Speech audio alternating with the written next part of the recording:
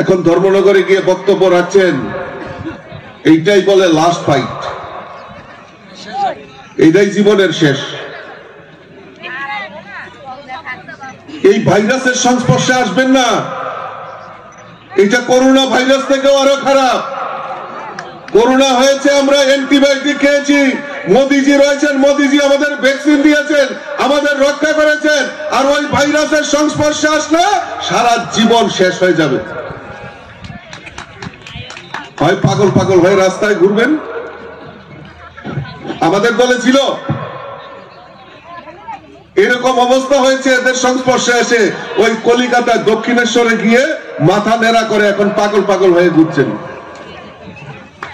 আমাদের দলে আরো ছিল ওই তাদের সংস্পর্শে এসে এখন রাজনৈতিক ক্যারিয়ার সব শেষ, বাড়িতে বসে এখন হারমোনিয়াম দিয়ে গান করছেন, হরে কৃষ্ণ হরে রাম, রাত পয়লে বাপের কাম। এখন আবার আমাদের দিকে ঝুঁকার চেষ্টা করছে। এগুলি ভাইরাস। জিজ্ঞেস করবেন না তাদেরকে, ওই কংগ্রেসী না তাদেরকে, না আজকা কংগ্রেস ভালো লাগে না, কংগ্রেস ছেড়ে দিতে হবে। কি করতে হইব? এবার তৃণমূল করতে হইব। এবার তৃণমূলের লোক কিছুদিন ঘুরে টুরা কেউ দাদা এবার কই যাবেন, না এবার ভাল লাগে না, এবার তৃণমূল সাইডে আবার বিজেপি যেতে হইব।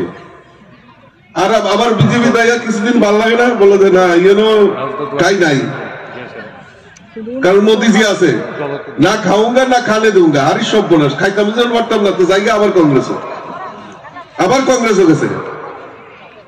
এবার কংগ্রেসও গিয়ে দেখছে সারছে, দিশাহারা। কংগ্রেস তো কেউ নাই। মোহনপুরের রতন দত্ত কংগ্রেস সব দুইয়া মুচ্ছা সব সাফ করে লই উঠছে, গাঠটি বুঝকা বাইন নাই উঠছে।